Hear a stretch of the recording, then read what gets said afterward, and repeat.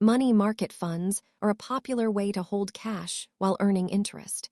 Let's look at how they work and why investors use them. At their core, these funds prioritize liquidity. This means you can get your money out quickly when you need it for other investments. Unlike stocks that fluctuate wildly, these funds aim to maintain a stable share price of $1, which helps protect your principal investment.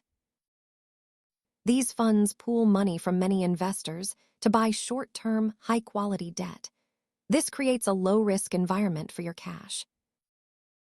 While they look like bank accounts, remember that money market funds are investments and do not carry bank-level FDIC insurance protection.